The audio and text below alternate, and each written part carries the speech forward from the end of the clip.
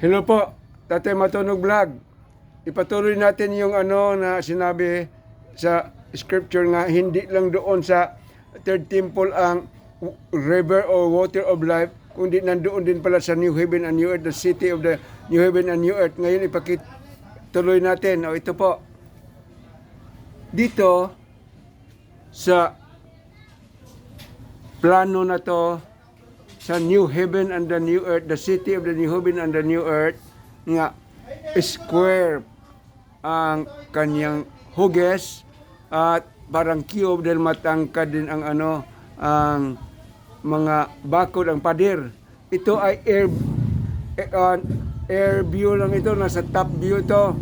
So magiging maiksi tingnan yung yung kanyang bakod. Pero mataas yan. Ang kung gaano kalaki ang kung gaano kalaki yung kahaba yung kanyang sukat, tinatawag na 12,000 estadya. So 12,000 estadya din yung papunta sa sa ulap yung itong bakod. So ito ngayon na nga sinabi nga sa scripture nga hindi lang doon sa third temple yung river of life nga pumunta sa Dead Sea, yung ating unang vlog. Tinuloy dito ngayon nga makita din natin nga andito din pala yung ibang yung river of life. Mayroong river of life din pala itong New Heaven and the New Earth. Ating basahin na po. Ito, Revelation chapter 22 verse 1. And he showed me, angel ang nagpakita, the river clear as crystal, proceeding out of the throne of El and of the Lamb. So doon sa trono ni Father at saka sa Kordero, yung anak na sa Misaya, yung Mashiach, nang doon nag-proceed dito na, siyempre dito yung sila mag-on sa gitna. Dito nag-proceed yung yung tinatawag na river of life, yung water of life nga lumabas dito papuntang mabasa natin mamaya kung saan papunta. Ang isa papuntang Hindersi, pumunta rin ng Dead Sea ang isa. Ang dito naman sa kabila pumunta kay ito east, ito yung west, ito yung north, ito yung south. Yung dito naman sa sa west, tinalikuran kasi ang Mediterranean Sea, magpunta din yung isa, mamaya malaman natin yan doon sa Sicaraya. So, dito, mayroon ding river of life, water of life, the living water, mayroon din. So, hindi nagkulang si Father, kay mayroon sa third temple. Itong third temple at saka itong city at saka third temple, about 100 kilometers away from each other. So, malayo. Pero pala, mayroon din doong river of life, at dito din mayroon din. Nag-proceed daw dito sa trono ni Father at saka yung kanyang anak. Sa tunay lang nga mayroong anak. Okay. So, ito na yung verse to nga, in the midst of the street of it, and on the other side of the river, was there the trees of life. O, nalaman natin sa Ezekiel nga ang dami pala. Which bear fruit, all manner of fruits, and yielded their fruits every month. Okay, nalaman na natin yun, di natin isalaysay. So, tunay nga dito pala mayroon. So, tuntunin na natin yung mga living water. Gusto kong matuntunan natin yun na hindi lang pala sa third temple, hindi lang pala dito sa city of the New Heaven of the New Earth in the kingdom. So, sa kingdom pala ay talagang abundansya sa tubig. Ang doon siguro sa mga desierto ay parang na yung sa pananim. Okay, ating tingnan doon sa Googles.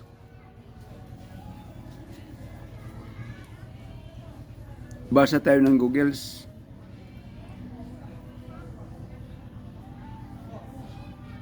Okay, ito yung sa Then the angel showed me the river of the water of life, as clear as crystal, from the throne of Ale and of the Lamb. Bakit yun ay putik naman ang lupa, talagang hindi pwedeng hindi kung magbaha, hindi pwedeng hindi maglabo nga parang may putik. Dahil lupa nga. Ay, gano'n naman. Pero ito ay siyempre kay gagawin kasi. Di naman kasi talagang mababa lang mula sa langit. At di naman tagal langit yung river of life. Nandoon naman pala sa third temple at saka sa new heaven and new earth na city. Tihanapin pa natin yung iba.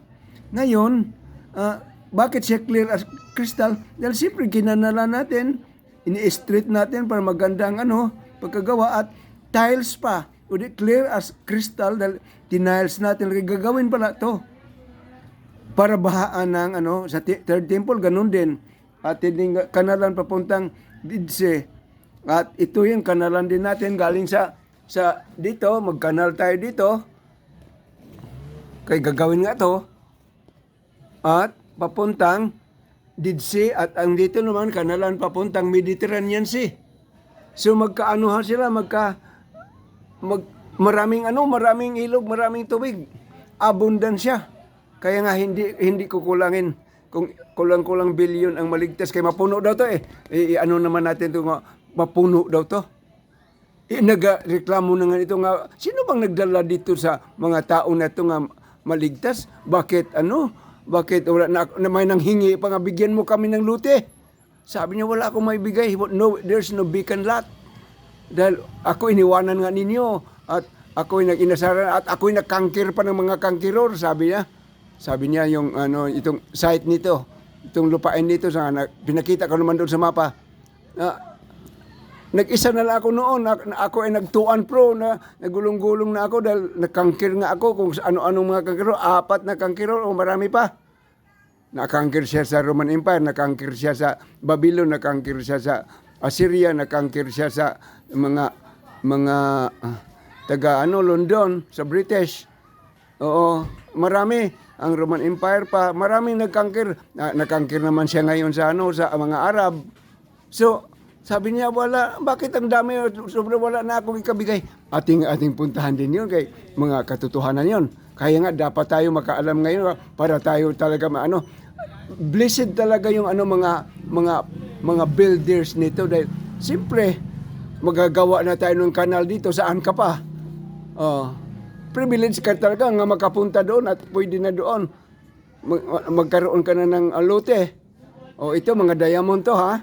Ating binasa na to nga ito ay jasper, ito ay sapphire, ito ay chalcedony, ito ay emerald, ito ay sardonyx, ito ay sardius, ito ay chrysolite, beryl, topaz, chrysoprasus, hyacinth, and amethyst, at mga perlas sa bawat gates.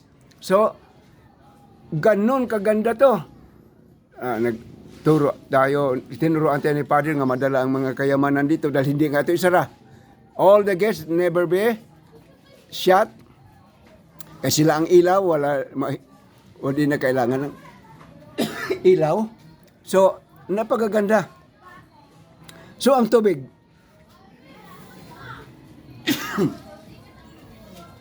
Dito tayo sa tubig. Sandali lang. Kunin natin tubig.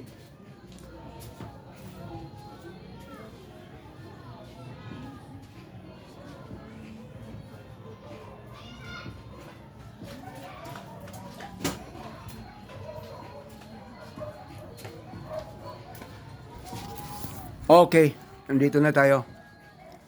Ngayon, baybayin natin ang mga iba pang mga katotohanan tungkol sa river of water of life. Okay, iwanan na natin to kay punta pa tayo sa Google. Ating i-type ang itong living water in the city of the new heaven and the new earth. Nabasa natin yun sa Revelation. Chapter 20 to verse 1. 21 verse 1 to 3. 9 and maganda to. Basahin din natin ang Revelation. Okay. Puntahan natin ang Isaiah. Zechariah chapter 14 verse 9 to to 6 to 9. Okay. Mag-ano tayo dito? Mag-search.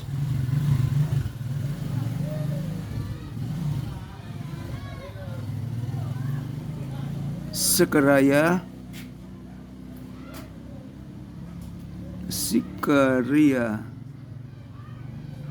chapter 14. Sekaria chapter 14 verse 6 to 9.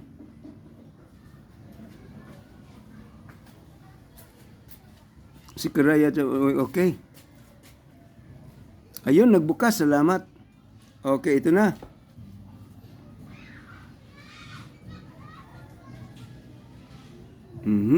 Sekaria chapter 14 verse 6 to 9. Ito sa New International Version.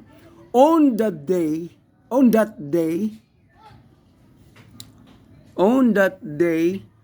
magkuha tayo ng printers para may maituro. Ballpen siguro. Okay.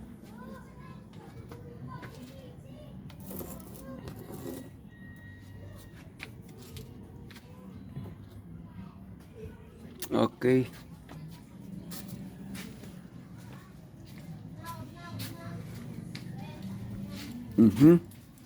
Okay.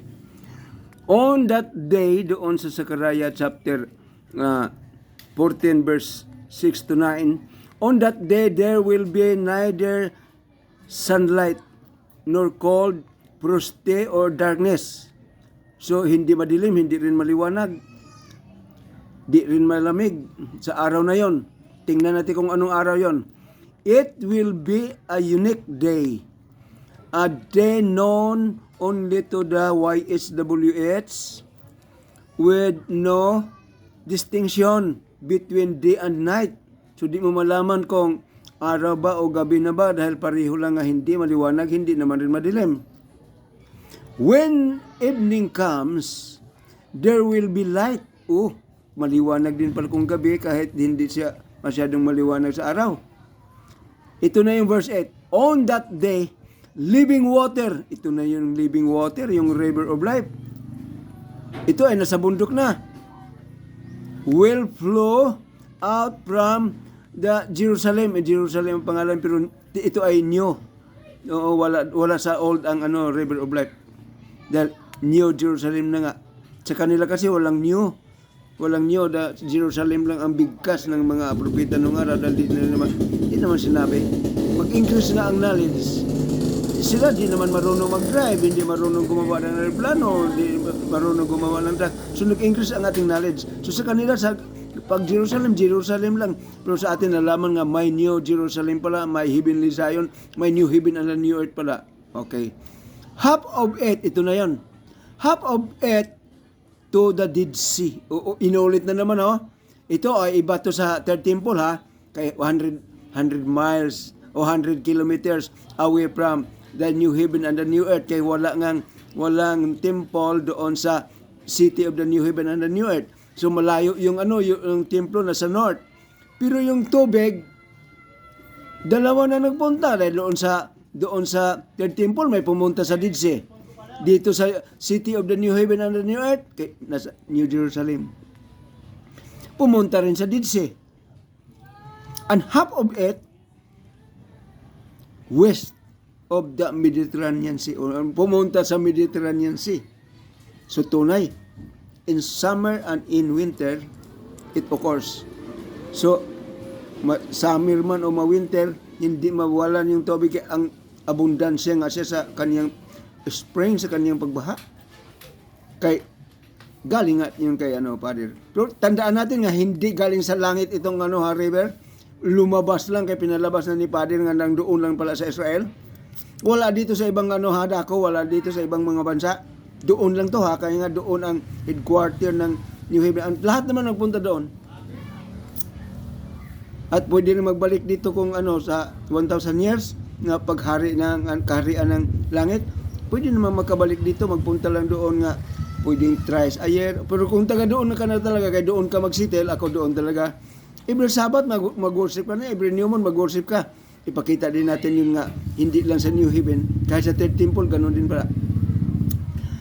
The YSWS will be the king over the whole earth on the day where there will be one YSWS and his name is only one din dito.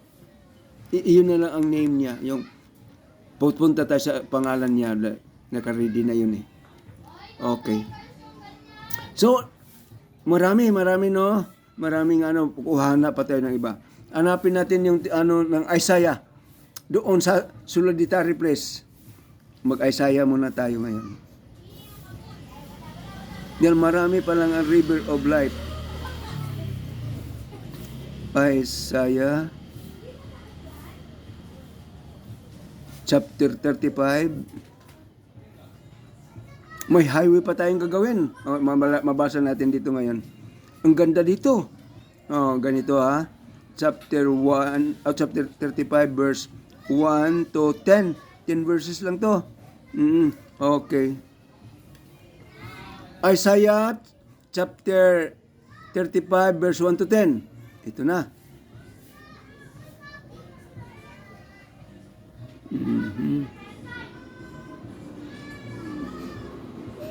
Dito tayo siguro sa revise. Revise daw. Okay. Ito. Isaiah 35 verse 1 to 10. The wilderness, sa wilderness naman kasi ang New Heaven, New Earth. Kay in between nga yan sa tinatawag na Dead Sea and the Gaza Strip, in between Hebron and Beersheba. Ito na yung lote. Look at that, hindi talaga ibaba sa langit. Dahil dito yung lote, dito yung water of life.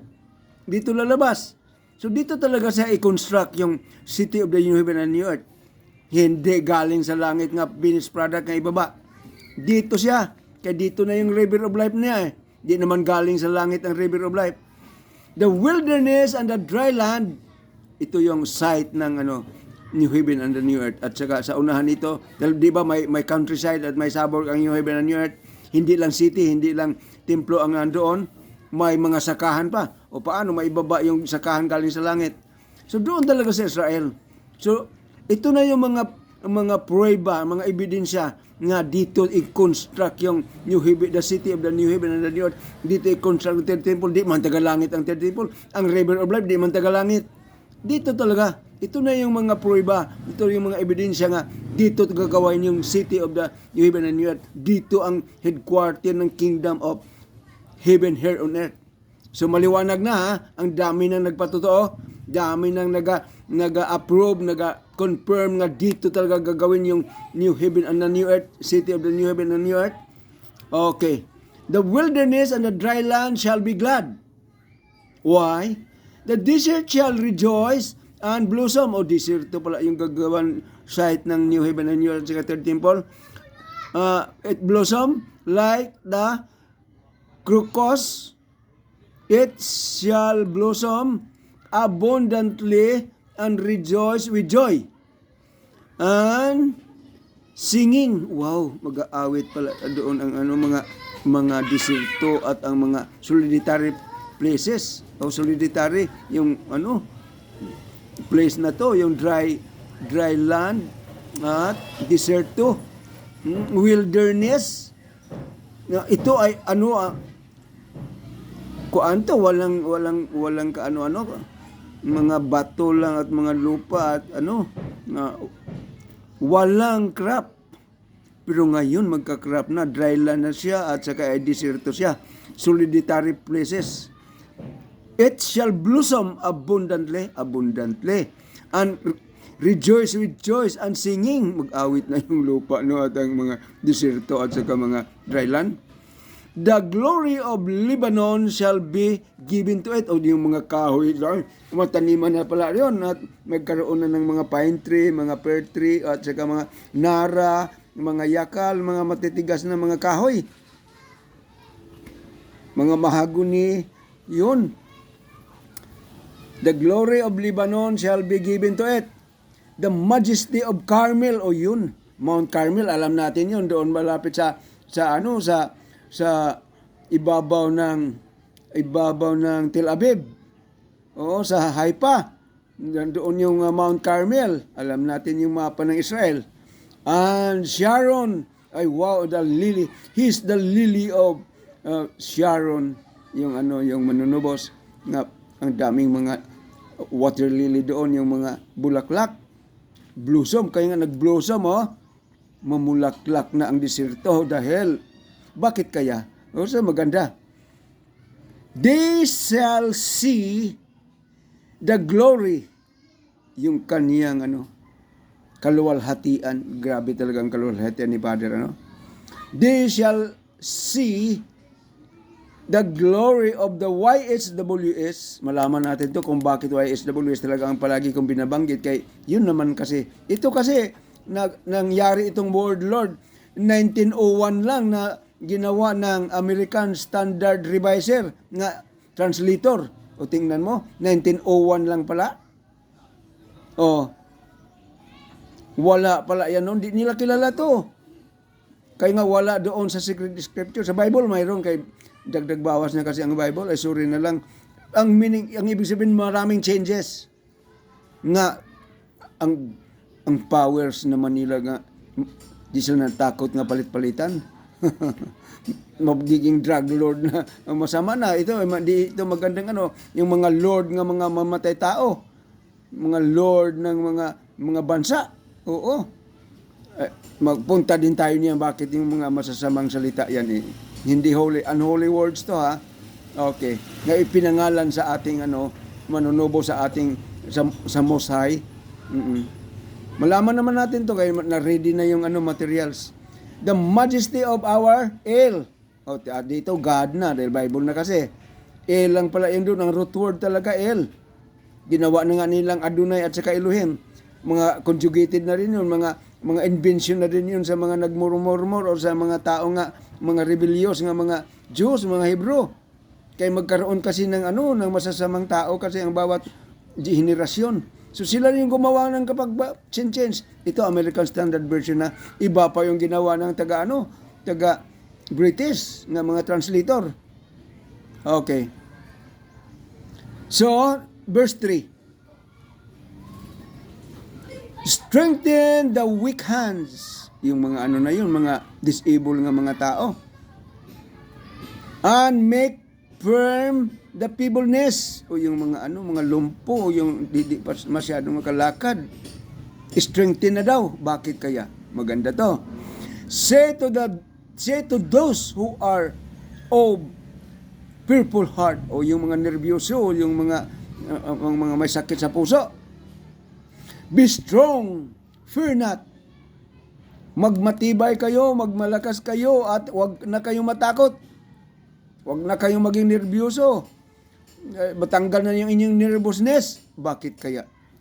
Behold, your ale will come with vengeance. Ay, ipaghiganti na ang mga api-api doon. O, tayo ba ang naapi-api? Oo, inapi-api tayo ng mga masasama. Oo.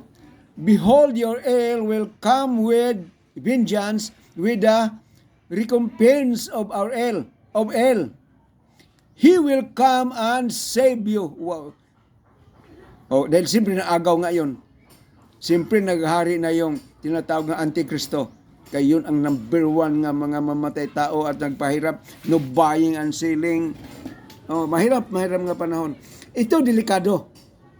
Kung ikaw ka naman ay kumampi sa kanila kay kalaban pala yun ni Father yung 666 na yun, yung Antikristo. Kung ikaw pang pamarka, kung ikaw magsamba sa kanya, hindi ka na maligtas kay siloso si Father. Siloso ang Messiah. Hindi ka na maligtas kay doon ka kumampi sa kanya kay pinakalas na yung kalaban. Yung tinatawag na Antikristo, Antichrist, yung 666. So he will come and save you. So yun ang magligtas sa atin. Doon naman tayo nagtago doon sa ating nagawa ng third temple. May, di ba sinabi ko noon nga, may 80,000. Kay 1/3 kasi ang natira na lang ng mga sundalo. Kay natalo nga ang Israel. Then the eyes of the blind, ito na yung mga bulag. shall be opened. Bakit kaya? And the ears of the deaf, yung mga bingi, makarinig na. Di na bukas na, hindi na unstop. And verse 6, then shall the lame man leap like a hart. Itong hart ay ano to, mga gisil o mga usa to ha. Nakatalo na yung mga lumpo. Yung mga lame man, yung mga hindi makalakad kay mga na ano sila ng putulan ng paa o yung na ano sila ng sakit na ano, na maliit na ang mga paa. Yon. And the tongue of the dumb, yung didi ng mga pepe, sing, mag-awit na for joy. Bakit kaya? Dahil ito na yung water of the living water. Ang galing talaga ng ano. Napagaling ang lahat. Putol man yung mga paa mo, lame ka man, ikaw ay bingi ka man, o ikaw ay pepe, ikaw naman ay bulag ka man. Pag makainom ka pala ng tubig ng buhay,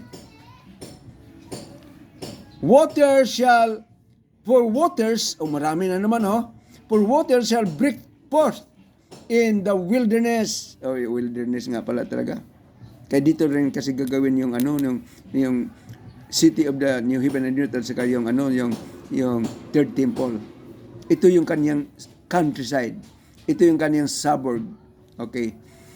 And the streams in the desert. Desert nga pala yun, at bukal na. May mga springs na, mga streams. So, past plural, ang dami. Hindi lang isa. So, talagang abundant siya ng tubig ng buhay. The burning sand, yung mainit pala doon, nagalamig na. The burning sand shall become a pool. Yun, may mga pool doon. Ay, wow! Nagabusay, na. May, para yung tinatawag na nagbagsak na mga tubig na magkaroon na ng parang lake. Ang ganda na pala doon. So, maraming isda to. Abundansya talaga. And the thirsty ground. Dahil desert nga. Uhaw ang mga kaya nga walang masyadong damo, walang lawaan doon, walang mga kahoy doon. Magkakahoy na lang dahil taniman natin. Dahil hinanga natin ang mga prutas. And the thirsty ground springs water. The hunt of the jackals shall become a swamp. Wow, magka-swamp na. The grass shall become reeds and the rushes. And the highway, ito na yung sinabi kong highway. Galing sa Egypt, papuntang Assyria, dadaan dito sa New Haven and the New Earth at third temple. So, pwede nang and the highway shall be there, and it shall be called a holy way. Wow, holy highway. Kakaiba to, no? And the unclean shall not pass over. Ay yari kung mga kumakain ka ng mga unclean food o ikaw ay makasalanan, hindi ka doon makalakad sa highway.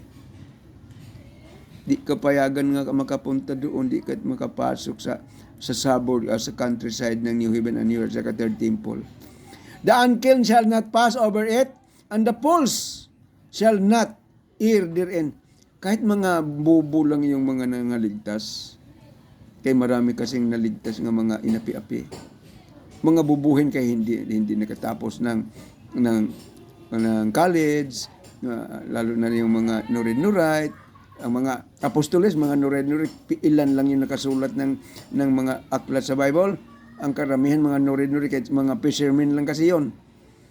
Kahit na ganun ka, kabubo, kapulis, shall not err, hindi na sila magkasala doon dahil siyempre takot din sila kay Father at nag-ingat sila sa kanilang buhay nga sumusunod lang talaga. Di ka naman magkasala kung sumunod. Thy word have I hid in my heart that I might not sin against thee. O yan lang pala. I-hide mo lang yung kanyang mga utos, ang kanyang mga lituntunin. Di ka na nagkasala. So, they shall not err therein. Sa highway na yon, sa suburb na yon, sa city ng New Heaven and New Earth, at saka sa third temple. Yun lang pala. So, masunurin ka lang, di ka na magkasala. Pero kung suwail ka, siguradong transgressor ka, doon ka sa apoy. No lion shall be there. Oh, wow, di na, wala, desierto ngayon, mayroong mga mga wild beast, yung scorpion at saka mga snake, yung mga dragon nandoon. No lion shall be there, nor shall any ravenous beast. So wala ng mga lubo. Oo. Yung hina wala na, yung mga lion, yung mga tiger. No ravenous, nor shall any ravenous beast come up on it, sa highway na yon, sa suburb na yon. They shall not be found there. O di talaga pabayagan ni Father nga makapunta yung mga masasamang animal. But the redeemed, ito na yung mga natubos. Ay, ang ganda ng mga, shall walk there. Wow, verse 10, the last verse. And the ransom of the YSWS shall return and come to Zion. Zion ang pangalan doon sa New Heaven and New Earth, ha? Ito yung code name. With singing, wow, nag-aawit yun sila. Everlasting joy shall be upon their heads. Awit pa naman natin to, pero hindi pala dito, doon pala yon. They shall obtain joy and gladness, and sorrow and sighing shall flee away. Wow! Ito yung gusto ko nga mga kapanahunan nga, makainom na tanang tubig ang lahat, nga mga lumpo, ang mga bulag, gumaling na ang lahat. Wala nang may sakit, wala nang may kapinsanan. Dahil nandiyan ang waters of the living waters, nagbaha na, nagiging river na, nagiging pool na, nagabagsak na. Wow! Kay di man patag doon, may mountain man sa mga lambak. Siyempre, magbagsak yung mga tubig at magkaroon ng lake. Purihin si Father. Ito na yung nagpatunay nga, hindi lang sa third temple yung water of life, hindi lang rin sa New Heaven and New City of the New Heaven and the New Earth, nang doon pa sa desierto ang iba, nang doon sa mga parts, mga dry land. Ang isa pumunta sa sa Dead Sea, ang isa pumunta sa Mediterranean Sea. So pagpalain si Father kay 32 minutes na at 25 seconds. Okay, i-review lang ninyo to at anuhin para kayo naman ay matuto sa katotohanan. Ito na yung kay Father. Wala tayong dinagdag, walang binawas. Binasa lang natin lahat kay tinuro ni Father at mabasa din pala. Pagpalain si Father nga siya ang nagbigay sa atin nito. Kay magawa na talaga. Okay, bye-bye. Salamat po.